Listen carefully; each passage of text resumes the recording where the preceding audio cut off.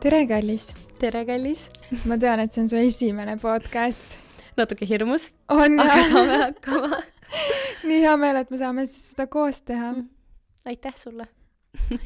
Ma räägiks natuke, et kust mina sind tean. Meie tegelikult tutvusime EBS-is ja tegelikult me ei olnud üldsegi ühel kursusel, vaid kaks aktiivset naist tutvusid üliõpilasesinduses, olles seal aktiivsed. Nii oli tõesti, jah.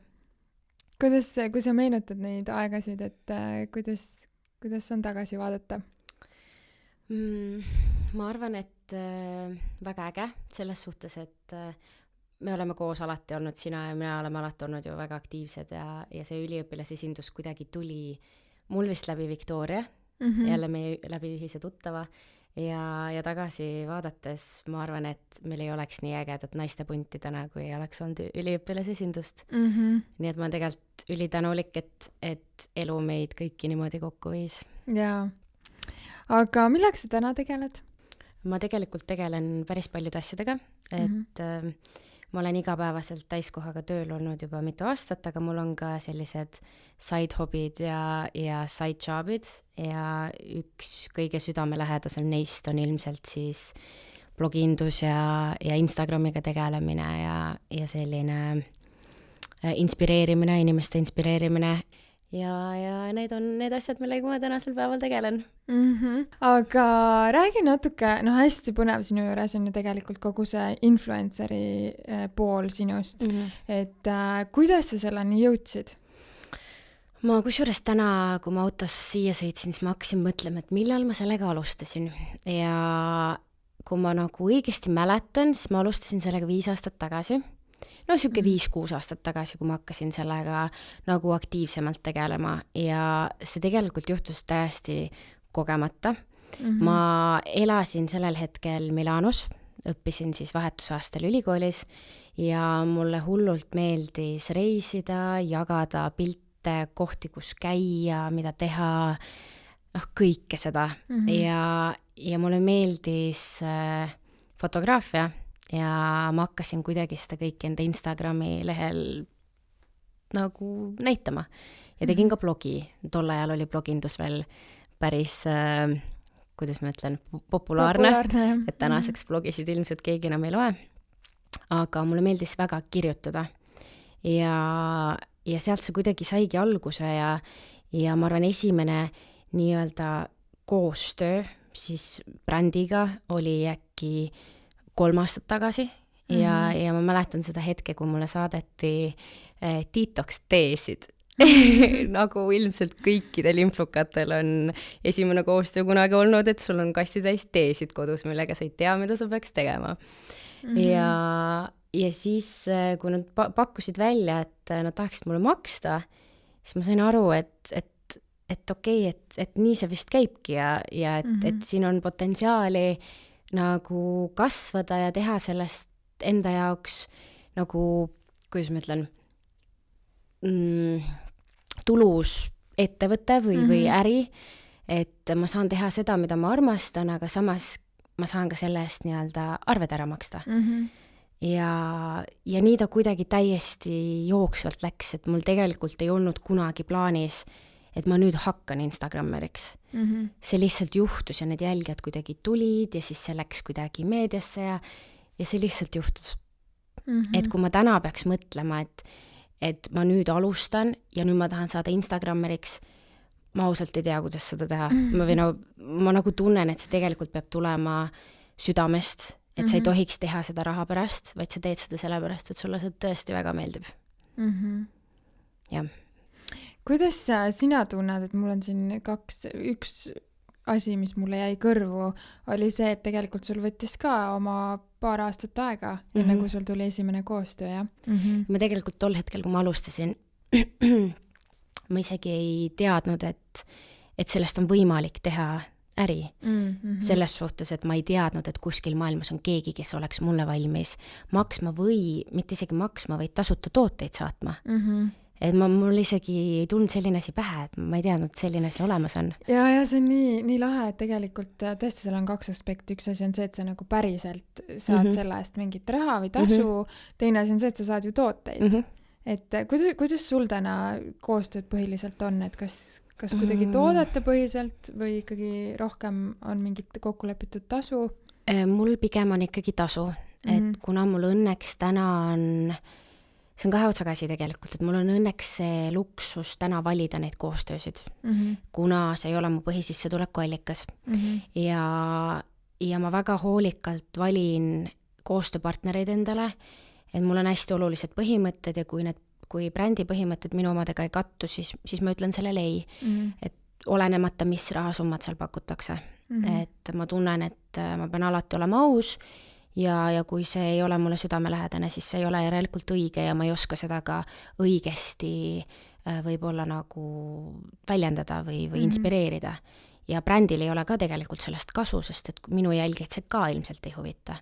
Et tegelikult see omavaheline brändi ja sisulooja koostöö on tegelikult nagu väga oluline ja et bränd leiab endale selle õige inimese, kes siis tema brändi nii-öelda näitab. Ja hästi huvitav jah, et tegelikult ongi see, et sul on endal selle tootega või ma ei tea, teenusega või ükskõik mis asi sul on, et sul on sellega endal mingisugune side ja sa tegelikult teed seda südamest, on ju, et sa ise ka usud sellest, et sa ei pea müüma midagi, millesse sa tegelikult ei usu, on ju. Ja tänasel päeval ma teengi enamasti tasu eest, aga ma teen ka toodete eest. Ma teen toodete eest siis, kui need on mulle väga südamelähedased, kui ma olen neid näiteks aastaid jälginud või nad on mu unistuste bränd või ma ei tea, nad on midagi sellist, mida ma võib-olla ise iga päev ei suuda endale lubada. Et või nad annavad mulle mingisuguse kogemuse või sõidutavad mind kuskile reisile või lennutavad kuhugile, et oleneb ja muidugi heategevusprojektid ka, et nende eest kunagi ei küsi midagi, et ma hea meelega aitan nii palju, kui saab. Aga mis on sul üks siuke kõige meeldejäävam koostöö, mis sul nagu kohe paneb hinge särama, mille peale sa mõtled? Kõige meeldejäävam koostöö?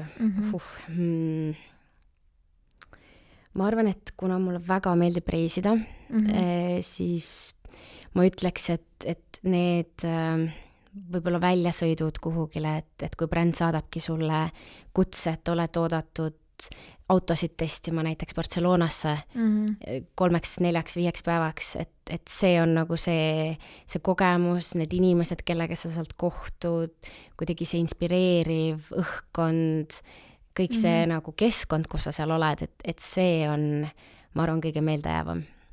Sul oligi reaalselt selline mul oli koostöö? Peugeot'ga 2 aastat tagasi enne koroonat, võib-olla siis oli juba 3 aastat tagasi, koroona on nii kaua kestnud, et ma enam isegi ei mäleta, oli suve lõpus lennutati meid Barcelonasse, Baltikumis siis valiti 3 inimest ja siis sõidutati meid seal ja käisime off-road imas ja ainult erinevad autod ja et see oli nagu väga äge.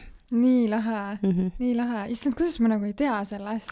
Ma ei tea. Ma tahaks neid pilte juba näha ja neid videos, sina sõitsid reaalselt ise off-roadi ka või? Lasti sind rooli? Lasti rooli, aga no ma sõitsin selles mõttes natuke liiga aeglaselt ilmselt võib-olla taga istuvatel inimestel oli veits igav, aga... Et ei olnud sinu auto, siis ja see pressure on ikkagi veits suur, eks.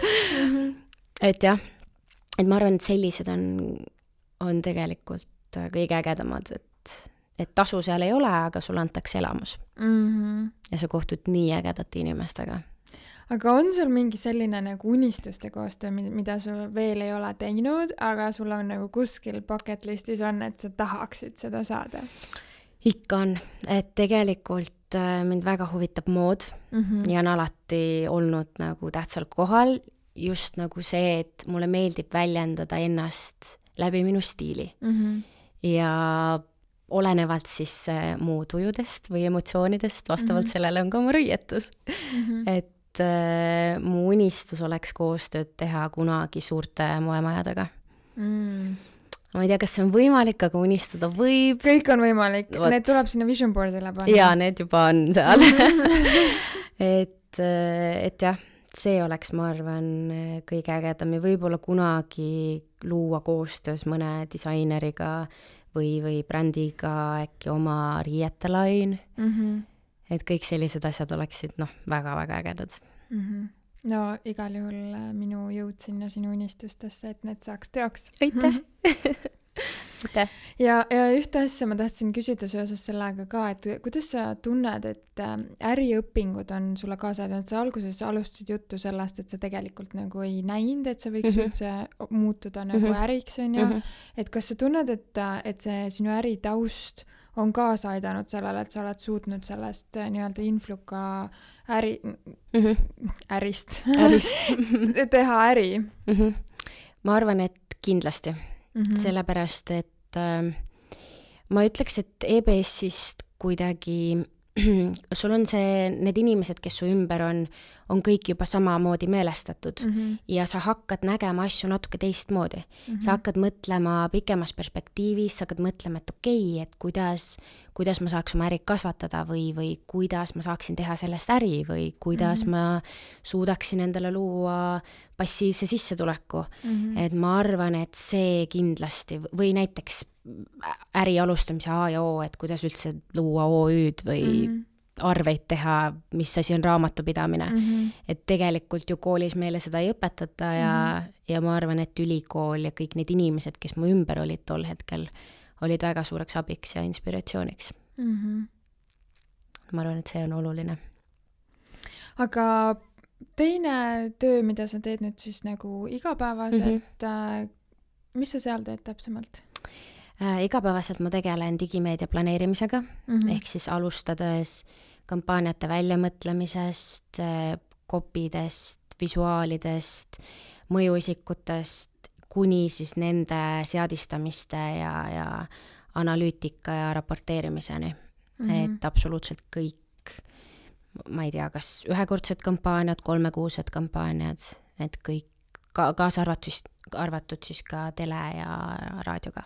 No väga vinge.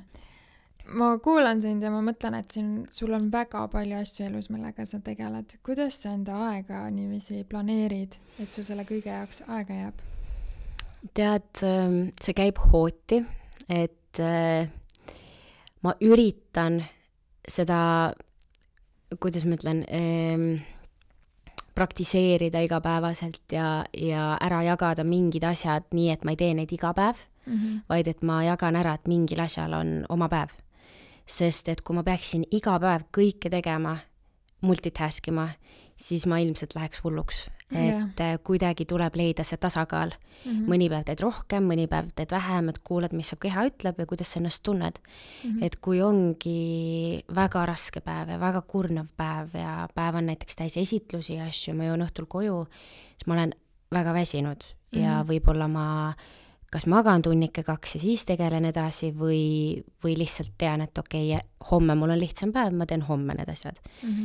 Ja aga samas, kui ma tulen koju ja mul on flow peal, siis ma teen poole ööni. Et see täiesti oleneb, et kui on ikkagi vaja asjad ära teha, siis muidugi need tuleb ära teha. Aga muidu ma arvan, et enda keha kuulamine on kõige õigem.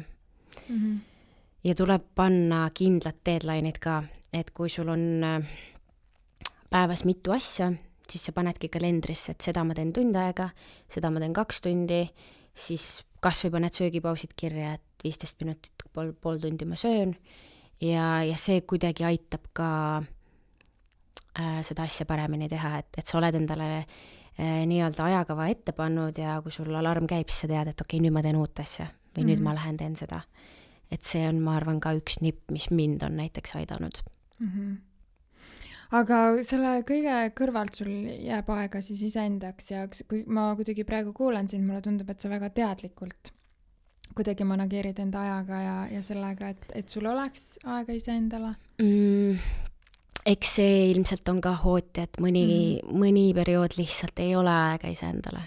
Et ma tean, see on alati in the back of my mind, et see on oluline ja seda on vaja.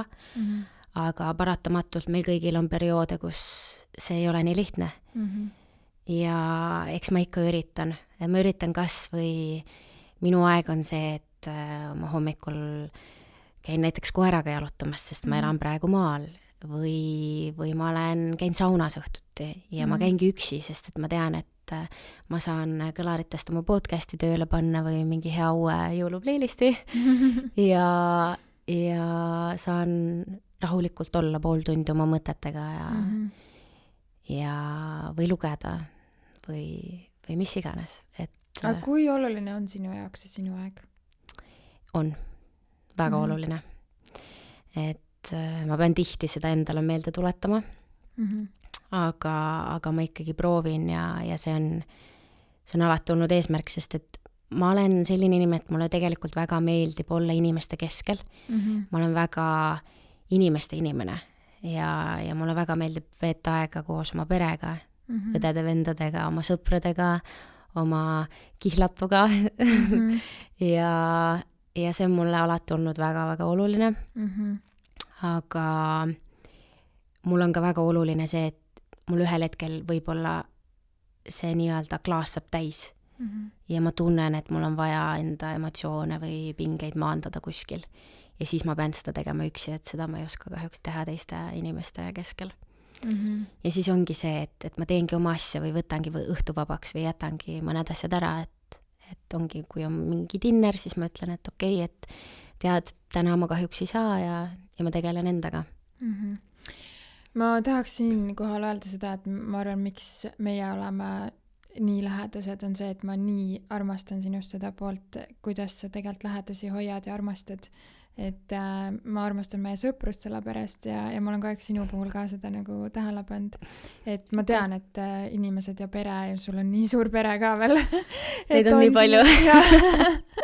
See on nii lahe. Et on selline nagu tugi tegelikult elus ja üldse, et sina ka nii väga hoiad neid ja toetad, et see on hästi imetlusväärne.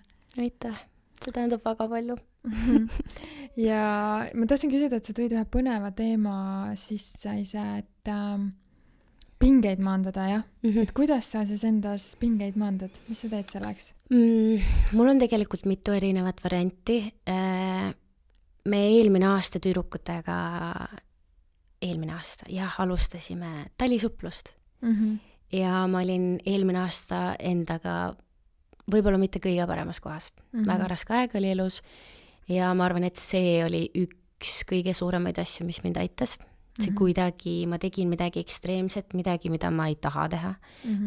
Muidugi märkan oma soojas voodis hommikul 8 üles, ma ei taha minna 1-kraadisesse vette. Aga ma iga hommik tundsin, et kui ma selle ära teen, siis ükskõik, mis mul päeva jooksul tuleb, saan sellega hakkama. See ei saa olla hullem kui see külm vesi. Ja see oli kindlasti üks asi, mis mind nagu aitas mul pingeid maandada. See aasta ma kahjuks seda nii palju pole jõudnud, sest et jällegi meil on maal ja merd ei ole lähedal. Aga see on jah, üks asi, mida ma soovitaks kõigile, et enda pärast.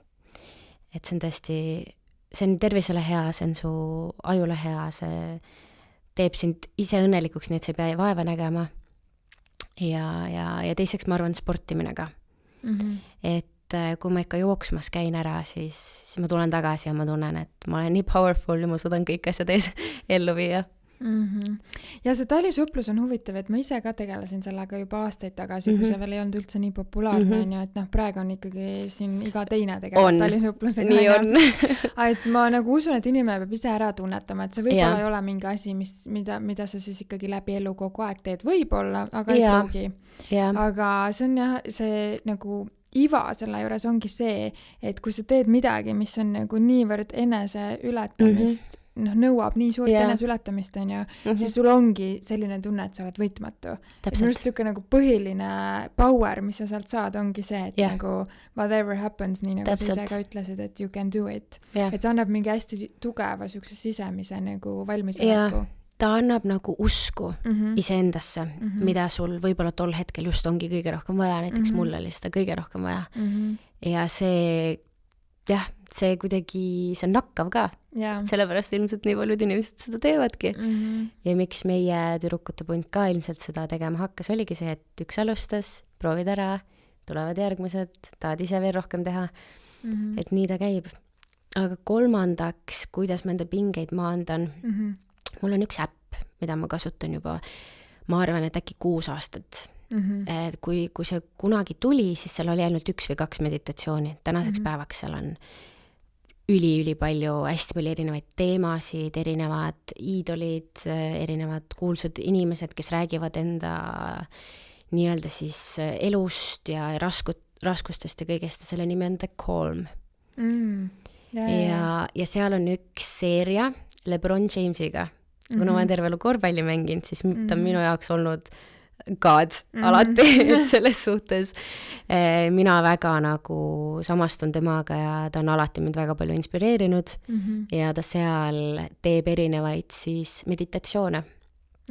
Lühemaid, pikemaid, räägib, kuidas paanikaga toime tulla, kuidas leida elu mõtet, kõiki sellised nii-öelda spirituaalseid teemasid.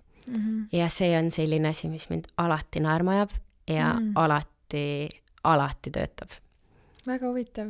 Ma tahtsin sellele ka tähelepanu pöörata, et sa ütlesid sport on ja ma mõtlengi, et tegelikult ma ju tean su tausta, kuna ma tunnen sind, et ma ei tea, kas kõik teavad seda, sinu sporditausta, äkki jagad seda ka? Kui ma olin äkki 3-aastane, siis mul onu hoidis mind väga tihti ja võttis mind alati Kossu platsile kaasa.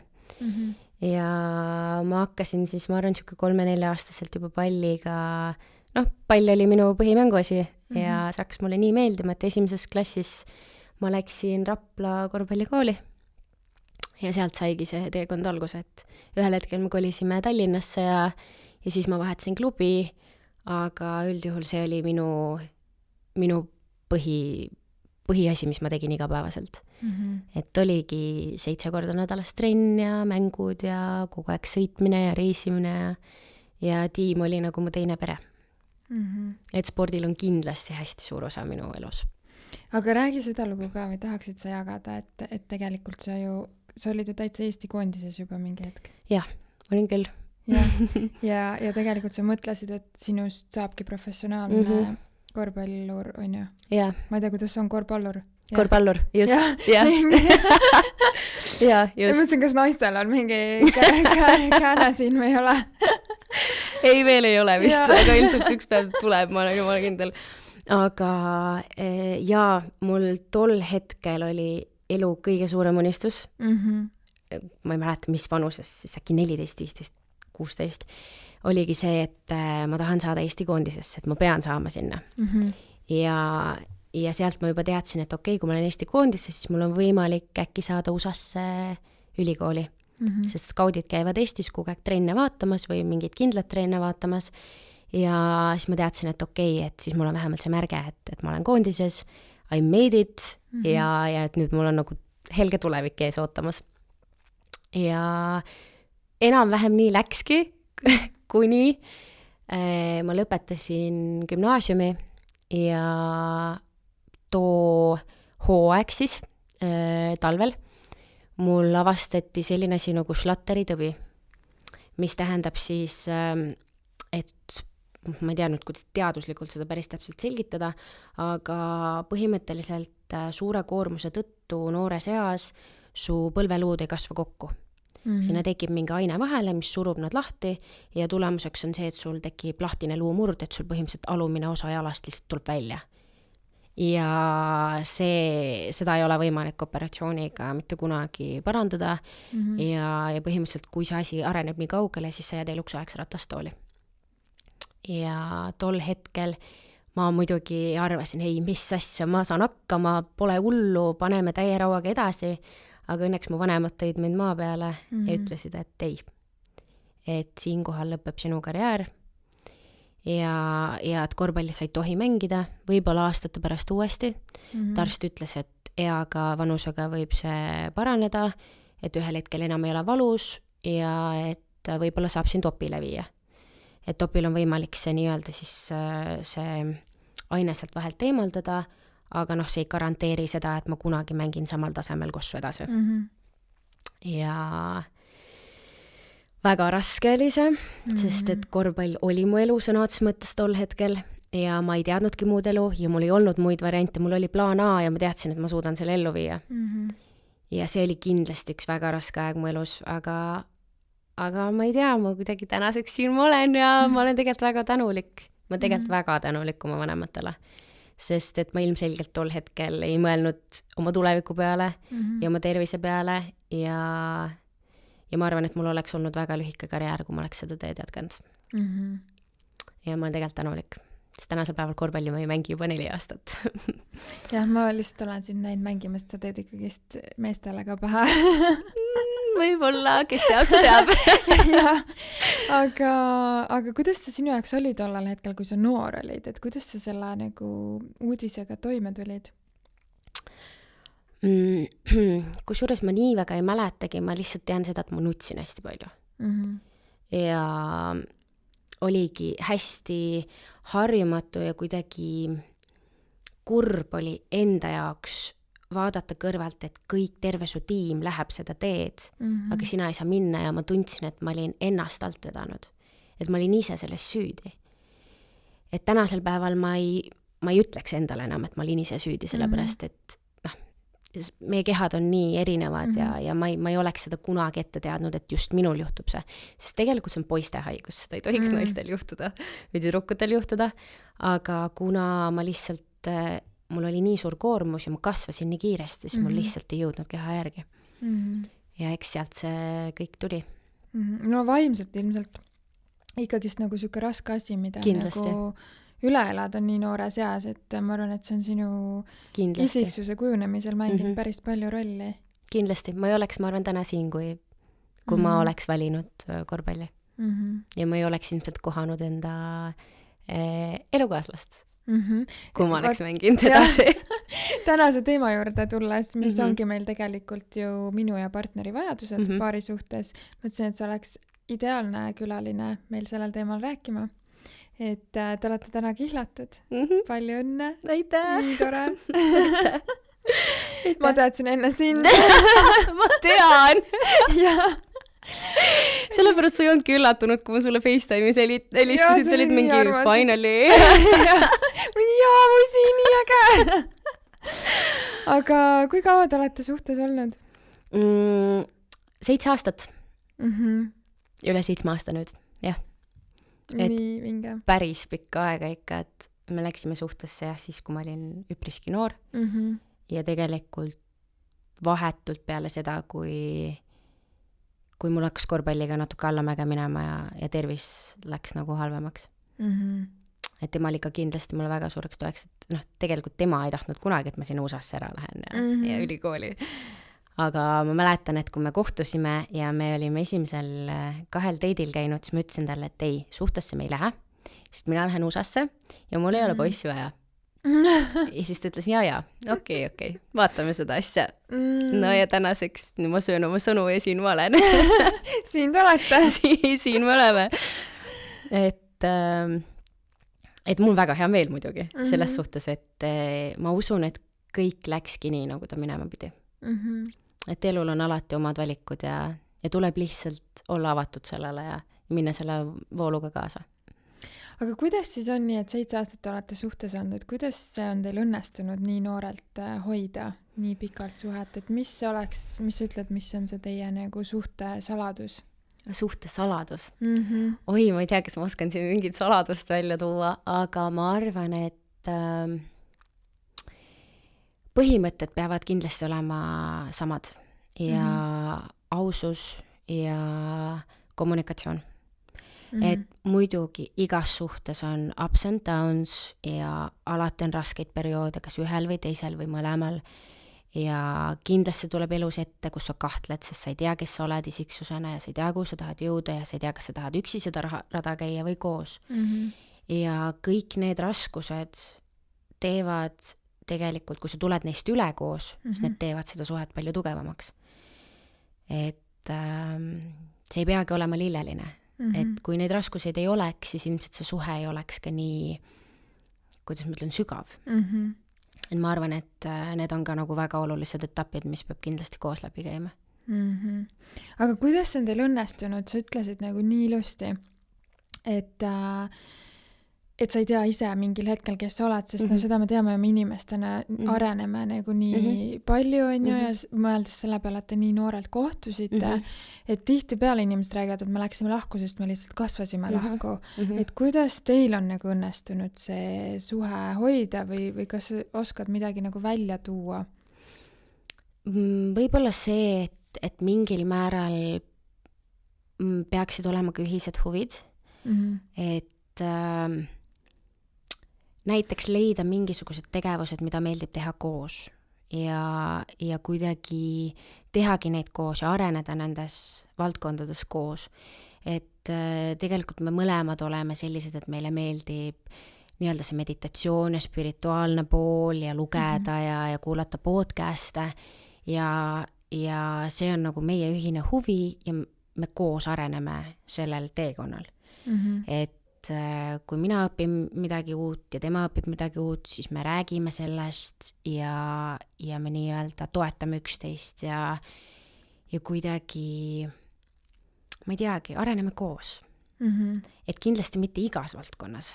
Et ma tunnen ka seda, et hästi oluline on see, et sa suhtes ei sõltuks ainult teisest inimesest, et sa jääksid ka iseendaks, et sa oleksid ka sina ise. Et väga tihti mingil hetkel või mingis suhtes on väga lihtne ennast ära kaotada ja ollagi sõltuv teisest inimesest. Et meil kindlasti on neid perioode, kui me oleme väga haavatavad, aga in the end of the day, kui sa oled ikkagi sina ise ja teine inimene on tema ise, siis see toimib. Aga need ühised põhimõtted, kas üks ongi siis see spirituaalsus, mis sa välja tõid? Ühised põhimõtted pigem on see, et on mingisugused reeglid. Reeglid selles mõttes, et üks ei tohiks teist keelata või et peab olema avatud suhtlus, et kui midagi tõesti ei meeldi, siis ei tohi 2 nädalat nurgas mossitada. Olen teinud seda, tunnistan. Ei tohiks 2 nädalat nurgas mossitada, vaid lähedki ütled, et tead, mulle ei meeldi see. Või et tead, et ma tunnen, et sa tegid mulle haiget. Et palun räägime sellest ja mis sina arvad, kuidas sina seda näed ja kuidas me saaks seda parandada. Ja kindlasti ka need hetked, et sa oled, kuidas ma ütlen, paindlik või empaatiavõimeline. Et kui teisel ongi raske ja ta otsibki alles iseennast, et sa annad talle seda ruumi, kui tal on seda vaja. Et kui see on meant to be, siis see on meant to be ja te leiate tee tagasi üksteise juurde, aga sa võtad kõike avatud mõistusega ja toetad teist.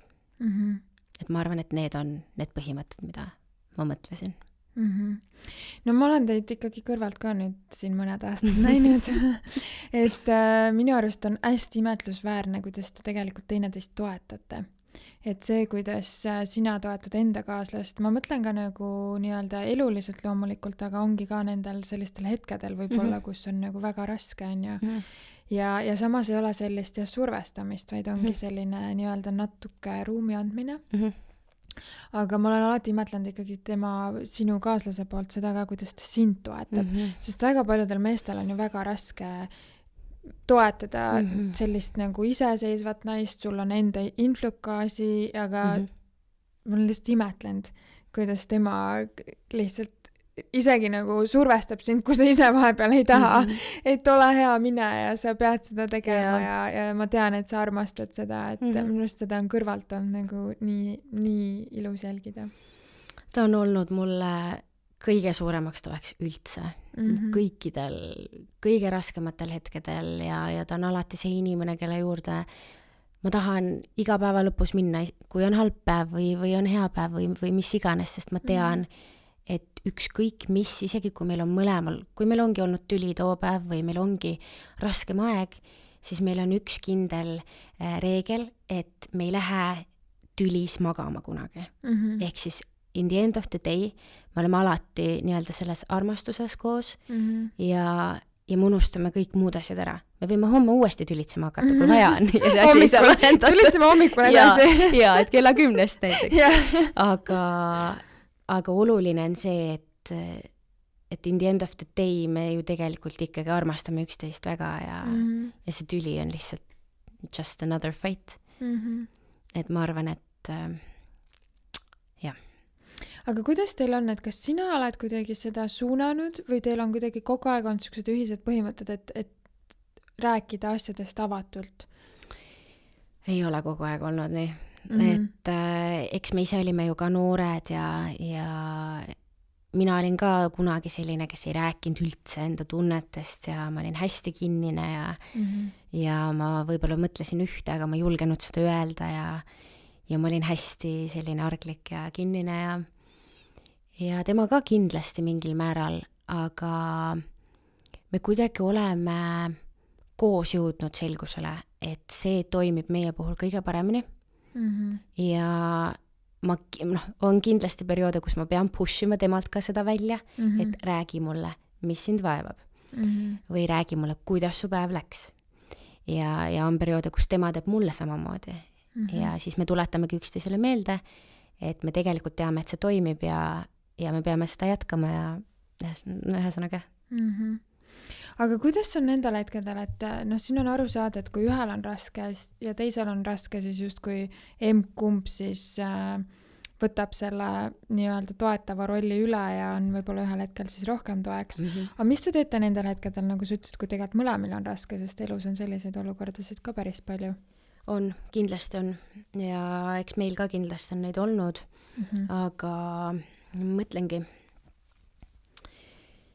Me ilmselt mossitame natuke aega koos, et see võib täiesti juhtuda ja siis ühel hetkel kumbki meist või me koos saame aru, et aga tegelikult ei olegi nii hull ja kuskilt tuleb see tugevus.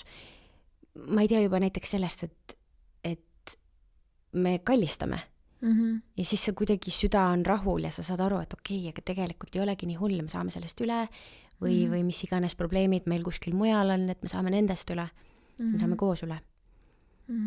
Eks see võib võtta natuke rohkem aega, et kui mõlemad on väga nagu low, siis ja kummalgi ei ole seda tugevust, siis see võib võtta natuke rohkem aega, aga päeva lõpuks ikkagi tuleb kohale. Aga nüüd rääkides natukene lähemalt ikkagist vajadustest. Mis on näiteks sinu vajadused paari suhtes? Ma arvan, et ausus ja avatus ja lähedus ja kommunikatsioon ja ilmselt veel mingid asjad. Ja neid väikseid asju on kindlasti palju, aga ütleme nii, et need suured vajadused, mis sa praegu välja tõid, et kas need siis teil tegelikult kaaslasega ühtivad? Aga kui me räägime sellistest nagu igapäeva olukordadest, ala, kus tekivadki sellised asjad, et ma tahan täna minna enda sõbrannadega välja, minu vajadus on minna täna välja ja siis sinu partner ütleb ja musi, nii tore, et sa tahad minna välja, aga ma üldse ei taha, et sa läheks välja, sest minu vajadus on täna olla sinuga kodus ja vaadata filmi. Et selliseid olukordi ja näiteid võib tuua veel ja veel ja see võib olla vastupidi, et kuidas sina näed, et kuidas te selliseid olukordasid tavaliselt käsitlete või lahendate või... No näiteks täpselt see olukord, mis sa just kirjeldasid. Me üldjuhul teeme sellist asja, et me paneme paika mingid ajad, et näiteks, et nüüd me oleme koos või näiteks date night'id. Et hästi oluline suhtes on ka see, et sa tegelikult teed aega selleks suhteks. See ei ole võimalik, et see on võib-olla iga päev, sest et paratamatult elu tuleb vahele, aga sa näed vaeva ja sa võtad selle aja ja sa paned selle aja kirja. Et kui oleks moment, et meil on näiteks reede õhtul date night, aga ma ütlen viimasel hetkel, kuule, ma lähen ikkagi tüdrukutega välja, siis see võib-olla ei ole okei. Et see teeb kindlasti teisele poolele haiget ja kui mina oleksin samas olukorras, paneksin ennast tema kingadesse, siis mul oleks kindlasti valus. Ma arvan, et oluline ongi see, et võtta kompromiss erinevatest kohtadest, et alati iga otsusega ei pea tegema kompromisse. Näiteks üks tahab ükskord ühte, teine tahab teinekord teist, aga kolmanda hetke juures siis mõlemad tulevad vastu. Et minu jaoks on ka hästi oluline see, et meil on oma aeg ja oma sõbrad ja oma ruum ja just see enda isiksus, et me alati toetame üksteist, kui tema tahab olla oma sõpradega või mina tahan olla oma sõbrannadega ja me alati toetame seda. aga see peabki olema avatud kommunikatsioon. See ei saa olla nii, et ma lähen otse töölt nüüd kuskile restorani ja siis ma ei ütle mitte midagi. Ja tema näiteks ootab mind kodus ja tahtis üllatust teha, et see peab olema kommunikeeritud ja mõlemale poole peab see olema okei. Aga samas, kui on olukord, et ma olen planeerinud tüdrukutega välja minna, aga tal on olnud hästi halb päev ja näiteks ta on kodus haige või mis iganes. Ja ma tunnen, et tal on tõesti mind täna vaja, siis ma jätan muud asjad ära ja ma olen tema jaoks olemas sellel hetkel. Ja ma arvan, et see tunnetamine on kõige olulisem. Et aru saada, mis hetkel seda tõesti on vaja või mis hetkel see näiteks tuleb armukodedusest või mingist muust emotsioonist. Väga imetlusväärne. Ma hakkan punastama nüüd sinu pärast. Ja ma olen tõesti teie suhet ju kõrvalt näinud, et mulle väga meeldib see, mis teie vahel on ja mida te olete nii noorelt suutnud luua üksteise vahel, et see on tõesti Aitäh. Väga tore. Ma ise ka vahel mõtlen, et kuidas see võimalik on, et me nii kaua koos oleme olnud.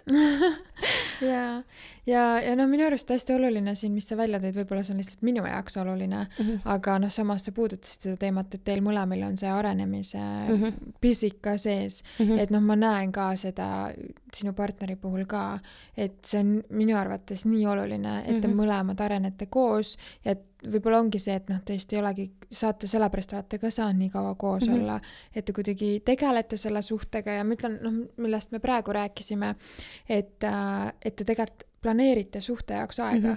No, te olete nii kaua koos, on nii lihtne oleks ju 7 aasta pealt, noh, ma olen nii palju inimesi kõrvalt näinud ja tööd teinud inimestega, et sa teedki põhimõtteliselt tööd sellega, et tooge tagasi need date night'id, mis te tegite esimese aasta jooksul, et inimesed kuidagi muutuvad mugavaks, ei tee enam neid asju, et teie puhul on see nii lahe, et te tegelikult planeerite asju, te teete asju koos, teil on mingid üritused koos ja seda nagu pidevalt, et ei ole nii, et mingi, ma ei tea, 3 kuud läheb nii mööda, et teil ei ole mingit koos veedetud sükest õhtut või aega. Et minust oli isegi eile oli ka, jaa. Eile oli ka väga mõnus koosviibimine, et noh, tegelikult neid võimalusi on nii palju, mida suhtes teha. Siinkohal võikski too sina mõni näide, mida te teete selleks, et enda suhet hoida nii-öelda erksana? Okei, mida meie teeme? Ma ei tea, alates väikestest asjadest näiteks, et tema teeb mulle süüa, teeb mulle üllatuse, ma tulen koju ja ta on teinud väga ägeda õhtusöögi või et mina tulen koju ja ütlen, et kuule, et meil on äge mingi üllatus, et lähme põgenemistuppa. Et pane riidesse ja lähme nüüd sinna. Et tegelikult need asjad ei pea olema alati materiaalsed või kulunõudvad. Et see võib ka olla nii, et ma äratan ta hommikul üles, et endale pannkooki ja ütlen, täna lähme rabasse jalutama. Et on ilus päev, võtame 4 koera kaasa, kes mul kõik onodel on ja lähme lihtsalt kõnnime ja räägime ja oleme looduses. Aga samas need võivad olla ka sellised ägedad asjad. Et ma tulengi näiteks koju ja ütlen, et kuule, et ma tahaks reisile minna, ma ostsin meile lennupiletid, me sõidame ära 2 nädala pärast. Et see on nagu kuidagi, kuidas tuju tuleb. Ja ma arvan, et siin kõige olulisem on see emotsioon, et mis sa nagu näed, et kuidas su partner reageerib sellele. Et see nii-öelda andmise rõõm. Ma arvan, kõige ägedam. Ja kindlasti tuleb leida ka aega, et lihtsalt, noh, näiteks võtadki hotellitoa ja lähed naudid spaad ja lähed lihtsalt võtad room service'it ja lihtsalt puhkad. Lülitadki telefoni välja ja oledki present ja oletegi lähedased ja olete koos. Või lähete dinnerile ja teetegi date night'i ja naudite seda õhkkonda ja sööki ja veini ja võib-olla mõnda muud alkohoolset jooki. Ja no mina olen ka täheldanud ikkagist, et see keskkonnavahetus on ka niivõrd panustav suhtesse. Kindlasti. Et isegi kui sul ei ole nagu aega kuskile linnast välja sõita, siis kasvõi see ongi, et sa võtad hotellitoa. Juba täpselt. See, et sa saad enda nii-öelda ruumist ja kodust välja, loob kuidagi teistsuguse energia. sellise vabama õhkkonna, et sa ei pea muretsema, et oota, mul jäid need nõud sinna kraanikausse, et noh, hotellis sa lihtsalt oled ja naudid ja jah. Ongi siuke, saad 100% pühenduda enda partnerile, on ju? Just.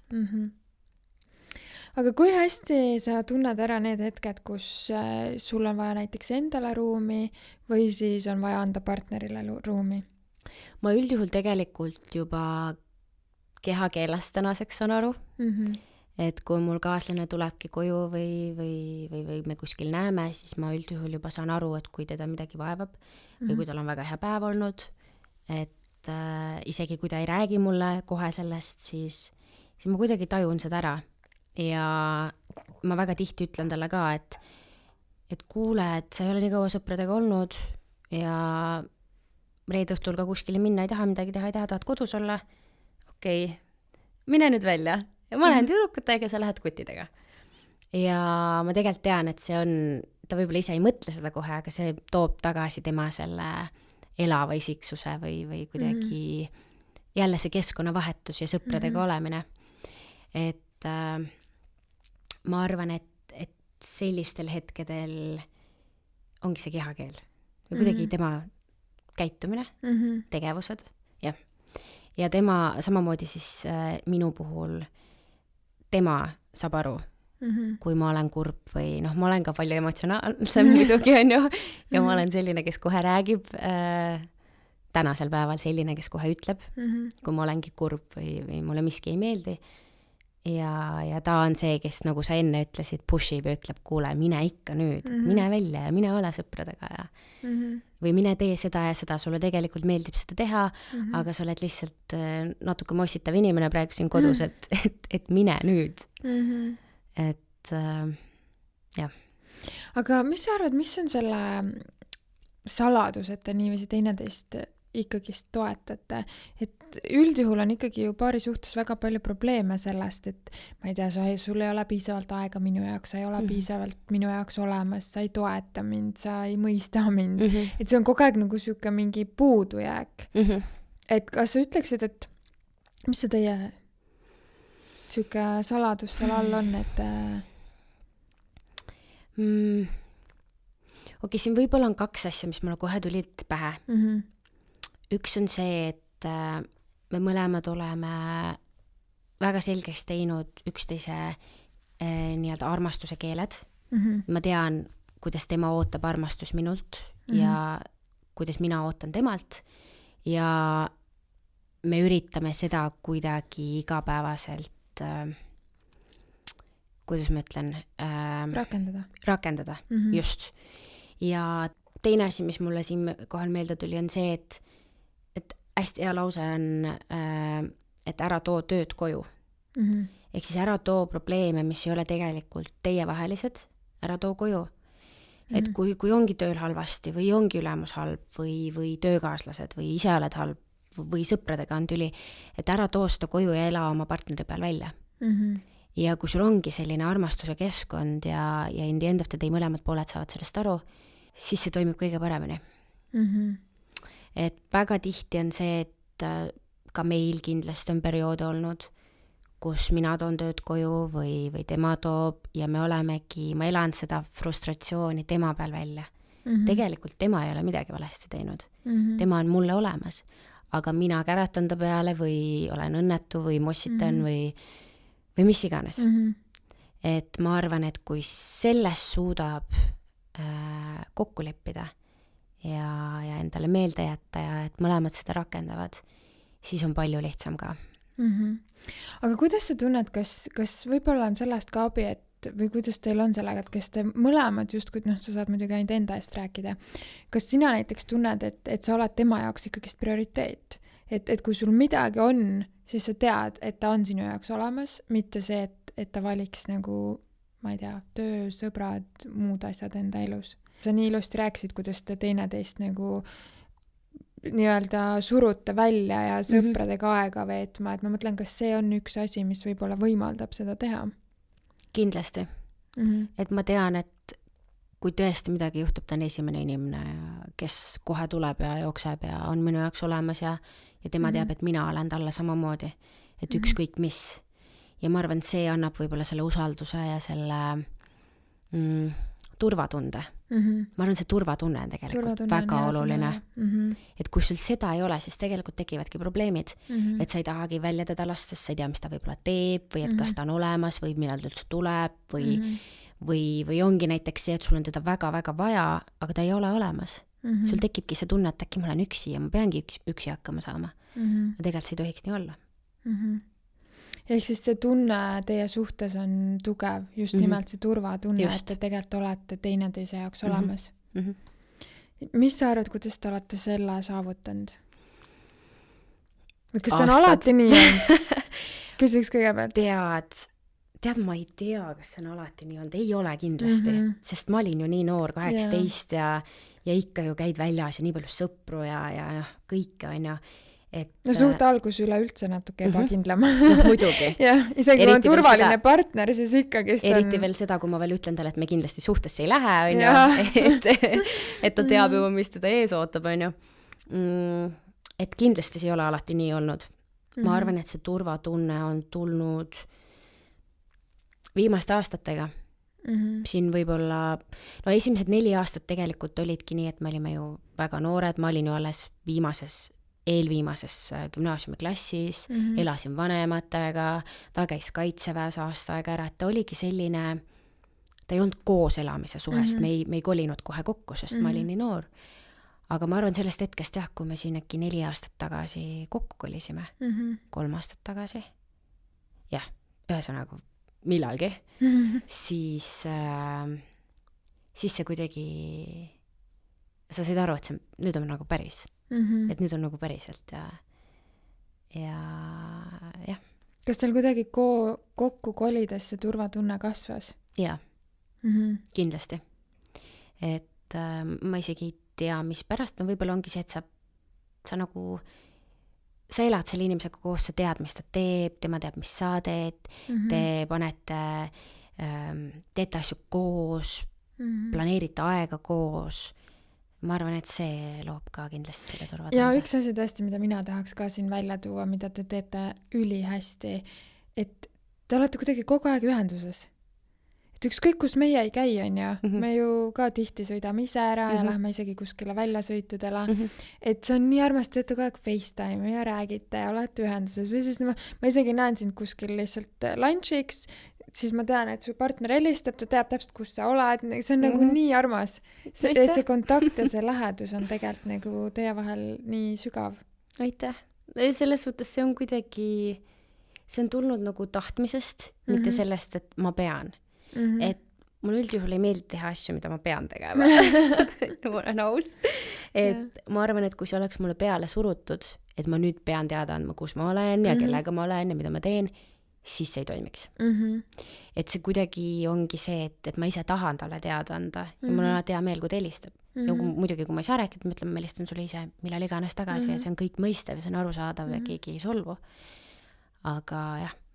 No see on pigem, ma näen ka, et see ei ole selline nagu, see ei ole üldse mingis kontrolli võtmes, et see ongi siuke, ma ütlen, et jällegist pikalises suhtes nii lihtne oleks seda mitte teha. Ala ma nagu nii tean su rutiini, ma tean, kus sa käid, ma tean, et sa oled trennis, sa oled tööl. Täpselt, et mina näen seda kõrvalt, et see on just siuke asi, ma pigem ütleks, et mul on alati tundunud, et see on siuke nagu teadlik tegutsemine. Et te kuidagi hoiate seda läbi sellist nagu lähedust ja natuke siukest nagu sparki üleval.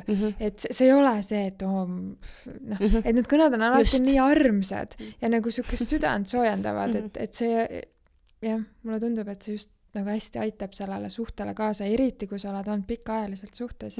Et sa ikkagi teed seda ja sa teed neid väikseid kõnesid keset päeva ja sa lihtsalt annad märku, et nagu kallis, ma olen siin ja lihtsalt tahtsin sulle öelda, et I love you. Ja et tegelikult need väiksed asjad, et muidugi sa ju, kui sa oled nii pikalt suhtes on, sa tead, et jah, et ta probably he loves me, aga seda ikkagi kuulda ja seda välja öelda, ma arvan, et tegelikult see on ka hästi oluline. Et sa tegelikult kogu aeg räägid oma tunnetest ka. Et see ei pea olema alati halb, et nüüd mulle see ei meeldinud ja ma seda ei taha, et sa teed, vaid just see nagu hea pool. Või üksteise komplimenteerimine, komplimentide jagamine. Et sa ütledki, et sa näed nii hea välja täna. või et sa tegid maailma parima söögi ja lihtsalt palun, ma ei oskagi, või noh, selles mõttes, et mingid väiksed asjad või et sa oled tubli. Ja ma arvan, et tegelikult see ka, et kui sul ongi tööalased raskused näiteks, siis sa ütledki, et sa oled päriselt tubli ja ma olen su üle uhke. Ja need asjad on võib-olla ka sellised asjad, mis ma tean, et minu partneri puhul on kindlasti väga olulised. Ja vastavalt sellele ma siis ka ütlen neid, sest ma päriselt tunnen seda. Ja ma ainult ei mõtle seda, vaid ma ütlengi seda välja. Aga kuidas sinul on olnud sellega, et tema vajadusi märgata? Kas ta annab nendest äkki ise märku? Ta tänasel päeval juba annab nendest ise märku, et väga tihti ta kuidagi, ma ei oskagi seletada, või ta ei ole ilmselt nii nagu rääkiv nagu mina, kes kohe pluterdab kõike seda välja, mis mul üldse peas on, et ma vahel pean ikkagi natuke torkima ja mudima ja siis ma saan aru, aga üldjuhul ma juba saan aru, kui ma pean torkima ja siis ma juba tean. Siis ma juba tean, et tal on tegelikult see vajadus, et ta nüüd tahab olla üksi või mingitel hetkedel ta ütlebki mulle välja, et kuule, et ma lähen trenni, aga ma olen täna palju-palju kauem, et ma tunnen, et mul on vaja lihtsalt pingeid maandada. Ja ma ütlen muidugi, mine, tee, kas ma teen siis õhtusöögi, kuidas ma saan, kas ma saan midagi teha, kas ma saan kuidagi abiks olla. Ja pigem ongi see, et kui iga kord ta ei ütle, siis ma üritan sellest ise aru saada, tema käitumise järgi. Ehk siis, ma räägin, kui ta ongi, ei taha välja minna ja on kurb ja midagi, siis ma saan aru, et midagi on valesti ja tal on nagu miskit vaja ja siis me räägime sellest. Aga kui lihtne sul on nagu nii-öelda, kui sinu hetkeolukorra vajadus näiteks läheks tema omaga vastuollu. No me rääkisime enne vastupidisest näitest. Mis siis on näiteks, kui tema tahab välja minna, aga sina tahad, et ta jääks sinuga koju, sest sul on selline tunne, et tahaks olla lihtsalt rahulikult ja... Siin ongi see, et ma vaatan seda alati tunnetuse järgi, et kui ma tõesti tean, et tal oli planeeritud ja ta tahab välja minna, muidugi, ma kunagi ei keela. Meil on lihtsalt see oluline, et ta vähemalt annaks mingil hetkel teada, et kas ma ootan teda öösel ära, kas ma panen ukse lukku või kas ta tuleb alles hommikul või noh, et mingi kommunikatsioon oleks, et muidu ma hakkan pärast muretsema ja pärast mis iganes võib juhtuda. Ja tal täpselt samamoodi, et kui mina käin, et noh, naisena eriti vaata, et anda teada, et kus või nagu, et mis kell sa näiteks tuled või kas kõik on hästi. Aga kui ma ikkagi tunnen, et ma olen lihtsalt, oli lihtsalt halb päev. Lihtsalt just another day, või just another bad day. Mitte just another day. See läks valesti. Ja ma tunnen, et ma kuidagi olen selles olukorras egoistlik, et ma panen oma vajadused, tema vajadustest ettepoole, siis see tegelikult, see ei ole aus. Et kui tegelikult midagi hullu ei ole ja ma tahan lihtsalt kodus olla, siis mulle tegelikult meeldib väga üksi ka kodus olla. Saangi oma asju teha. Saangi endal keskenduda või raamatut lugeda või Justin Bieberit kuulata, kui ma tahan kõva häälega. Et selles mõttes see on tunnetuse asi, aga kui mul näiteks ongi, ma ei tea, tõesti väga suur mure, ma ei oska isegi tuua näidet, kui mõnel lähedasel tõesti on mingi väga-väga suur mure ja ma tunnen, et ma ei suuda ja mul on tõesti teda täna vaja, siis ta ilmselt saab sellest aru. Mu kehakeelest ja sellest, et ma talle seda tõesti ütlen. Ja siis ta vastavalt sellele teeb otsuse ja üldjuhul ta teeb selle otsuse, et ta jääb minuga või me leiame kompromissi, et ta on paar tundi minuga, aga ta läheb paar tundi hiljem. Näiteks teeb oma asju. Et kuidagi see balanss. Et ma ei tea, see kuidagi alati jõuab nii, et mõlemad on rahul. Et kindlasti on hetkiga, kus me kellegi vajadused jäävad paratamatult natuke ettepoole, aga mitte reeglina. Et teil on vist kuidagi see hea tasakaal, mulle tundub, et kord jääd sina tema jaoks olemas või ka tunnetad ära, et mis olukord on, sest kõik olukorrad on ju väga erinevad. Et seda ei saagi mustvalgelt niimoodi võtta, et nüüd on nii ja siis teeme nii. Ilmselt oluline on see, et sina tunned, et ta on sinu jaoks olemas, kui on vaja, ja tema tunneb seda, et sina oled tema jaoks olemas, kui on vaja, et teil on jah, see, millest me tegelikult juba rääkisime, see turvatunne on kuidagi paigas, et siis on ka palju lihtsam nagu ühel ja teisel korral neid järeleandmisi teha. Just, nõustun. Aga räägiks natuke konfliktide lahendamisest, et neid ikkagist ju tuleb ette. Ikka. Isegi kui on turvatunne paigas ja ruumi antakse. Et mis on teie suhtes kõige paremini toiminud või kuidas te täna konflikte lahendate? Kuidas me täna konflikte lahendame?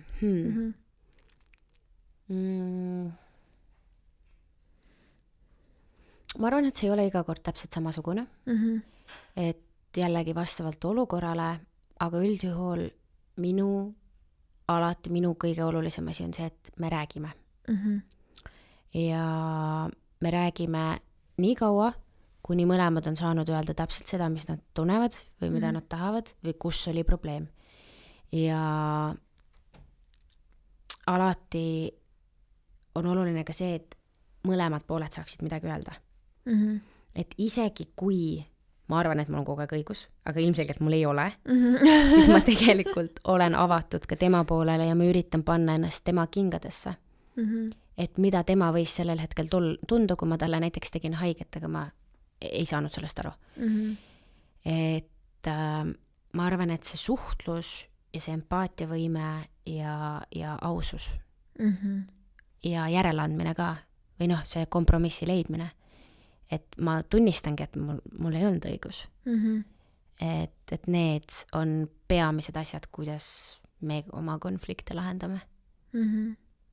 Ja kindlasti ka see, et ei tohi minna tülis magama. Kas on midagi veel, me oleme nüüd päris palju sellest rääkinud, kas on midagi veel, mis sa tunned, et suhte puhul on olulist? Mis on teie suhet nagu hoidnud sellise värskena ja toimivana ja... Ma arvan ka seda, et me rääksime enne sellest sparkist, et isegi kui see kaob ära, muidugi igas suhtes see võib kaduda ära. Me ei ole ju lõpuni välja kõik liblikad kõhus ja ühel hetkel lihtsalt armumine asendub armastusega. Ja armastuses võib ka see spark ära kaduda. Siis tuleb teha neid asju, et see spark tuleks tagasi. Mis iganes need siis on. Kas... mõned lähedasemad ööd või mõned hulljulgemad teod, ma ei tea, lähetegi koos hüppate langevarjuga lennukist välja ja võib-olla, ma ei tea, ongi, spaisib suhet ülesse või lähetegi romantilisse, ma ei tea, lendate Pariisi ja olete seal ja teete asju, mis te tegite vanasti. Ongi need date night'id. Ja ma arvan, et see armastuse keelte teadmine on ka hästi oluline. Et ma võin ju oletama, et minu näiteks love language on sõnadega. Ja temal on tegudega. Kui mina talle kogu aeg ütlen, et sa oled nii tubli, sa oled nii hea, aga mitte midagi ei tee, siis ta tunneb, et ta on üksi jäetud ja ma ei armasta teda. Samamoodi on see, et kui ta mulle mitte midagi ei ütle, aga ta teeb, näiteks koristab kodu või ma isegi ei tea, teeb süüa. Võib-olla need minu jaoks ei ole nii olulised ja ma tahan temalt seda, et ta ütleks, et ma armastan sind või sa oled mulle tähtis või sa oled nii kallis. Et kui need nagu mööda rääkimine toimub seal, siis see ka ilmselt ei toimi. Et sa pead teadma täpselt ära, või mitte täpselt, aga enam-vähem, et mis teine partner ootab sinu armastusest. Ja ma arvan, et see on hästi oluline jällegi, mis sa praegu välja tõid, sellepärast, et enamus konfliktid ju meie elus tulevad ka sellest, et me ei tunne seda lähedust. Ja siin võib seda nagu teemat laiendada selles, et me ei tunne, et meie partner meid armastaks. Aga tihtipeale inimesed ei saa ise ka aru, et nagu mida ma siis täpselt vajan või mida mul on täpselt nagu puudu, miks ma seda ei tunne. Et see 5 armastuse keelt, see raamat, mis on tegelikult kirjutatud, see on väga hea raamat ja üldse eelkõige selleks, et saada ise endast aru, et nagu kuidas mina siis ikkagi tunnen, et mind armastatakse, mis see minu armastuse keel on ju.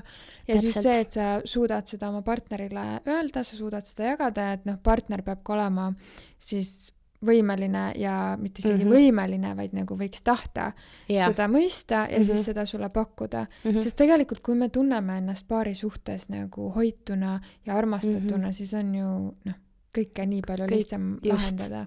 Jah, ma olen nõus. Et meie koos lugesimegi selle 5 armastuse keelt läbi siin mõned aastad tagasi ja uuesti ka sellel aastal.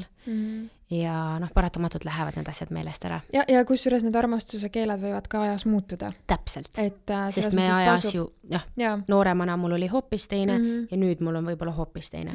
Et need kindlasti võivad ka muutuda ja ma arvan, et see on selline asi, et mina sain sealt ka teada, mis on näiteks minu armastuse keel. Ma enne arvasin, et jah, et midagi ta võib olla selle ja selle vahel, aga tänu sellele ma õppisin ka ennast paremini tundma. Ja ma arvan, et see on sama oluline kui see, et ma tean, mida mu partner soovib. Absoluutselt.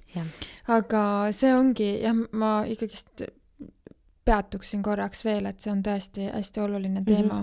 Ja just nimelt nagu sellepärast, et iseendast ka aru saada. Sest inimesed tihtipeale kuidagi sellest ei räägita palju või siis kuidagi mõtled ise ka, et issand kui imelik, et kuidas ma nüüd ütlen oma mehele, et kuule, ma ei tea, mul ei lähe üldse nii palju korda, kui sa mul auto ära pesed, on ju, et tegelikult minu jaoks on nii palju olulisem, et sa ütleks mulle, et kallis, ma armastan sind, ma jumaldan sind. Et hästi, hästi raske tegelikult. Väga raske. Ja kui sa isegi ei tea sellest mitte midagi, on ju, et siis sul nagu ei teki see isegi, just, sa saad aru, et midagi on puudu või midagi on valest, aga sa ei oska seda kommunikeerida ja sa nagu ise ka ei tea. Ja siis tekivadki need errorid. Et hästi oluline on ju ise aru saada ja siis enda partnerile info edastada. Ja samamoodi tunda huvi, et mis su partneri armastuse keel on, sest võib-olla sa võimled ennast teed tiritamme. Täiesti mõttetult. Ja kogu aeg ütled hästi ilusti, sest sinu armastuse keel on nagu words of affirmation. Tegelikult su partneril nagu mitte midagi ei liigu, ta ei saa üldse aru, tunneb, et ta ei saa mitte midagi aru. Ta ei saa mitte midagi aru. Sa mõtled, mis asja, ma olen nii retsilt püüdnud ja ju kogu aeg ütlen, kogu aeg räägin sulle, et ma armastan sind, kuidas sa seda ei tunne, on ju. Aga ei tunne, sellepärast, et armastuse keel on hoopis midagi muud, võib-olla armastuse keel on touch, ehk siis puudutus, on ju. Et hästi, hästi oluline asi, mida teadvustada endale, mida nagu õppida iseenda kohta ja partneri kohta. Aga seoses sellega, et need armastuse keeled võivad muutuda ka, ma tean, et ma ei olnud kunagi absoluutselt puudutuse inimene. Ma arvan, et see oli seal mul kuskil lõpupool, kui ma kunagi tegin väga ammu seda testi. Ja täna on ta mul number 1. Et see võib lausa sellise muutuse elus läbi teha. Et seda ka tasub vahest jälgida. Et kus sa võib-olla ajas oled ja võib-olla see on muutunud sinu enda jaoks. Nõustun. Aga tõmbame siis meie saate kokku. Et minu jaoks on ikkagi alati kõige olulisem see, et inimesed võtaksid meie podcastist midagi eluks kaasa. Et mis on need sellised 3 põhinõuannet, mida sa annaksid meie kuulajatele, mis neil võiks tänasest jutuajamisest meelde jääda, et mis aitaks paari suhet hoida? Okei. Esimene on see, et sa võtad enda ja enda partneri jaoks aega. Et see tõesti, suhe ei toimi lihtsalt nii, et sa oled ja istud seal diivanil ja te mõlemad istute seal diivanil. Võib-olla mõnel toimib, aga üldjuhul enamikul ei toimi. Teiseks, et sul on avatud kommunikatsioon ja sa tõesti räägid, mis sul hingel on. Mitte, et sa kardad, et kuidas teine pool võib reageerida sellele, vaid et kui sa oled aus ja isegi kui see on teisele poolele valus, siis see tegelikult parandab neid hetki ja teie suhet ja see muudab seda sügavamaks. Ja see on alati pigem hea. Ja 3, ma arvan, et see, et sa jääksid ikkagi iseendaks ja enda isiksuseks. Et sa ei hakkaks sõltuma ainult oma teisest poolest.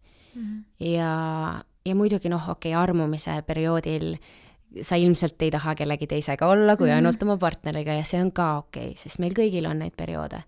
aga see ei tohiks sinna nagu jääda, et ma ei tule sinna, sest et mu partner ei tule või ma ei taha teha seda, sest mu partner ei tee.